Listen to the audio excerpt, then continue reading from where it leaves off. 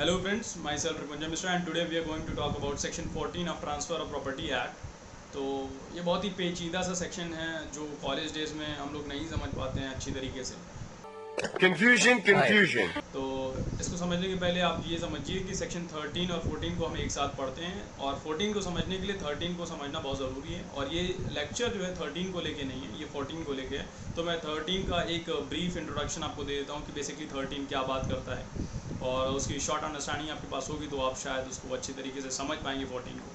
तो सेक्शन 13 बात करता है transfer for the benefit of unborn person. तो बेसिकली सेक्शन 13 यही कहता है कि आपको किसी अनबॉर्न पर्सन को बेनिफिट ट्रांसफ़र करना है, कोई इंटरेस्ट ट्रांसफ़र करना है तो उसकी क्या कंडीशंस होंगी। तो सबसे पहली कंडीशन इसमें ये है कि अगर आपको अनबॉर्न पर्सन को कोई बेनिफिट ट्रांसफ़र करना है या फिर इंटरेस्ट ट्रांसफ़र करना है तो आपको प्रायर लाइफ इंटरेस्ट क्रिएट करना पड़ेगा, प्रीसीडिंग इंटरेस्ट क्रिएट करना पड़ेगा किसी लिविंग पर्सन के लिए। उसके बाद दूसरी कंडीशन ये कहता है जो अनबॉर्न पर्सन है उसको लाइफ इंटरेस्ट नहीं देंगे, हमेशा ही एब्सोल्यूट इंटरेस्ट देंगे, क्योंकि आप अनबॉर्न पर्सन को लाइफ इंटरेस्ट नहीं दे सकते, उसको एब्सोल्यूट इंटरेस्ट ही देंगे। ये दो कंडीशंस 13 में बताई गई हैं। आते हैं सेक्शन 14 पे जो इससे जुड़ा हुआ है, रूल्स अगेंस्ट पॉपिसिटी की बात करता है। रूल्स अगेंस्ट पॉपिसिटी क्या है? सबसे पहले पॉपिसिटी का मतलब ये होता है कि टाइड फॉर एवर, मतलब हमेशा के लिए जुड़े रहना किसी से। तो रूल्स अगेंस्ट पॉपिसिटी की जब हम बात करेंगे तो देखेंगे कि रूल्स अगेंस्ट पॉपिसिटी में जो बैरेट में सेक्शन दिया हुआ है उसके एसेंशियल्स क्या क्या हैं। अब इसके बाद हम समझ सकते हैं सेक्शन 14 किस चीज़ की बात करता है। सेक्शन 14 बात करता है रूल्स अगेंस्ट पॉपिसिटी की। तो सबसे पहले पॉपिसिटी का मतलब समझेंगे। पॉपिसिटी क्या होती है? टाइड फॉर एवर और टाइड फॉर इंडेफिनिट पीरियड।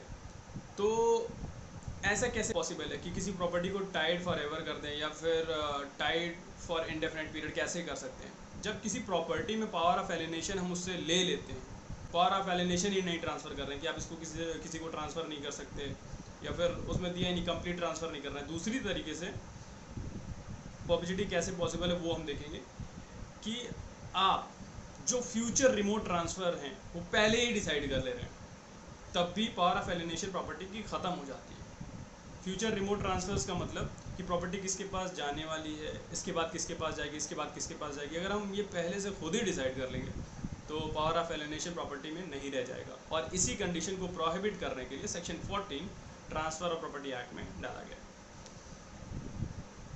तो अगर पॉपिसिटी में कोई प्रॉपर्टी रहती है तो उससे क्या दिक्कत है वो भी समझ लीजिए, ताकि थोड़ा सा कंसेप्चुअल क्लैरिटी आ जाए कि आखिर रूल अगेंस्ट पॉपिसिटी क्यों ज़रूरी है, ये भी समझ लीजिए। अगर रूल अगेंस्ट पॉपिसिटी नहीं होगा तो सारे लोग अपनी प्रॉपर्टी अपने ही क्लैन में रखना चाहेंगे और प्रॉपर्टी का राइट हमेशा अपने पास ही रखना चाहेंगे। तो एक टाइम ऐसा आएगा कि सारी प्रॉपर्टी स्टैगनेंट हो जाएंगी। बाइंग परचेज से गवर्नमेंट के पास रेवेन्यू जनरेट होता है, हम लोग स्टैम्प ड्यूटीज़ पे करते हैं, इसके पास इससे गवर्नमेंट के पास पैसा आता है, तो वो सारी चीज़ें रुक जाएंगी। और दूसरा सबसे बड़ा नुकसान ये होगा कि जो बिज़नेस है, कॉमर्शियल पर्पज़ के लिए हम buying and selling the plots करते हैं, वो रुक जाएगा, वो हमेशा हमेशा के लिए रुक जाए, क्योंकि हम खरीदेंगे ही नहीं प्रॉपर्टी जब उसकी पावर ऑफ एलिनेशन नहीं होगा, क्योंकि हम उसको सही टाइम पे यूटिलाइज़ नहीं कर पाएंगे। तो कमर्शियल पर्पसेस जो होंगे वो हिंडर होंगे। तो इस तरह से प्रॉपर्टी खुद का डेवलपमेंट नहीं कर पाएगी अगर उसके साथ पॉपिसिटी हमेशा हमेशा के लिए रहे, तो डेवलपमेंट में बहुत बड़ा बाधा बन जाएगी ये अगर हमेशा हमेशा के लिए किसी के साथ जुड़ जाए, जिसकी है उसकी ही रहेगी अगर। तो इसलिए रूल्स ऑफ पॉपिसिटी लाया गया है। अब इसके बारे में बहुत ज़्यादा डिस्कस नहीं करेंगे, हम इसका बेयर एक्ट वर्जन समझने की कोशिश करेंगे कि बेसिकली इसमें क्या क्या एसेंशियल एलिमेंट हैं सेक्शन 14 में, और वो आप देख सकते हैं। नोट्स बनाने की कोई ज़रूरत नहीं है, एक नॉर्मल अंडरस्टैंडिंग होगी तो आप उसको समझ लेंगे और अच्छे से लिख पाएंगे जहाँ भी बता पाएंगे। और कैसे हम पता लगाएंगे कि सेक्शन 14 यहाँ पे अप्लाई होगा। तो सबसे पहली कंडीशन कि there should be a transfer of property. पहली कंडीशन कि प्रॉपर्टी का ट्रांसफ़र होना ज़रूरी है। यहाँ जहाँ हम पॉपिसिटी देखने जा रहे हैं सबसे पहले ये तो देखेंगे कोई ट्रांसफ़र हो रहा है कि नहीं हो रहा है। अगर ट्रांसफ़र हो रहा है तो वो ट्रांसफ़र, दूसरी कंडीशन, यहीं से दूसरी कंडीशन डिराइव कर लेंगे, तो वो ट्रांसफ़र किसी अल्टीमेट बेनिफिशियरी के लिए होना चाहिए जिसके लिए एब्सोल्यूट इंटरेस्ट ट्रांसफ़र किया जा रहा है। केवल एब्सोल्यूट इंटरेस्ट ही ट्रांसफ़र करेंगे तो अल्टीमेट बेनिफिशियरी के लिए करेंगे। और थर्ड पॉइंट ये हो जाएगा, थर्ड कंडीशन इसकी ये हो जाएगी कि अगर हमको किसी अल्टीमेट बेनिफिशियरी के लिए ट्रांसफ़र करना है तो पहले एक प्रीसीडिंग इंटरेस्ट क्रिएट करना पड़ेगा। प्रीसीडिंग इंटरेस्ट क्रिएट करना बहुत ज़रूरी है। जो कि हम सेक्शन 13 में पढ़ चुके हैं। और उसके बाद अगर प्रीसीडिंग इंटरेस्ट क्रिएट हो गया तो हम देखेंगे कि परपेचुइटी में प्रॉपर्टी को कब तक रख सकते हैं। तो एक चीज़ है इसमें कि प्रॉपर्टी को आप लाइफ ऑफ प्रीसीडिंग इंटरेस्ट तक रख सकते हैं प्लस मेजॉरिटी, और अगर चाइल्ड वॉर्म में नहीं आया है तो उसके लिए कब तक हम देखेंगे कि परपेचुइटी में प्रॉपर्टी को कब तक रख सकते हैं। सबसे पहली कंडीशन ये हो जाएगी कि life of preceding interest plus minority and plus gestation period that is 280 days, उसको 9 मंथ्स भी कह सकते हैं। तो ये चीज़ें हो गई, लेकिन अब कुछ डाउट्स हैं इसको लेके कि इससे क्वेश्चन क्या क्या दिमाग में आते हैं जो डाउट्स नहीं क्लियर होते हैं। तो क्या एक से ज़्यादा लाइफ इंटरेस्ट किए जा सकते हैं? तो सबसे आसान सा तरीका है हाँ, और आसान सा जवाब भी है इसका कि हाँ, अगर आप लाइफ इंटरेस्ट किसी के लिए बना रहे हैं अनबॉर्न पर्सन को अल्टीमेट बेनिफिट देने के लिए, एब्सोल्यूट इंटरेस्ट देने के लिए, अगर आप लाइफ इंटरेस्ट बना रहे हैं तो आप उसके बीच में कई सारे लाइफ इंटरेस्ट क्रिएट कर सकते हैं।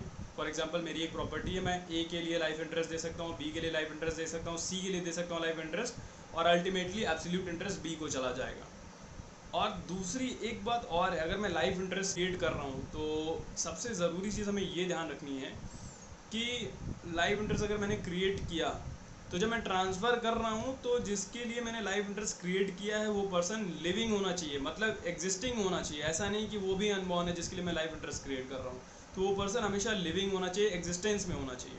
और इसके साथ एक और कंडीशन जुड़ के आ जाती है कि मान लीजिए कि मैंने किसी लिविंग पर्सन के लिए लाइफ इंटरेस्ट क्रिएट किया और उसके बाद वो प्रॉपर्टी जानी है किसी अनबॉर्न पर्सन को जो कि अभी एग्जिस्टेंस में नहीं है।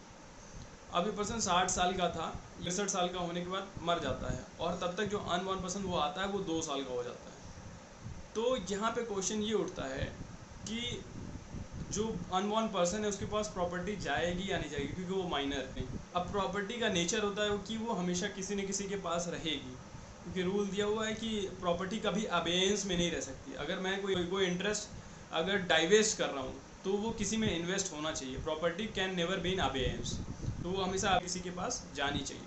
तो अब ये तो माइनर है, ये प्रॉपर्टी होल्ड नहीं कर सकता, मतलब अभी इसके पास वो कैपेसिटी नहीं है कि वो डिसाइड कर सके कि क्या सही है क्या गलत है।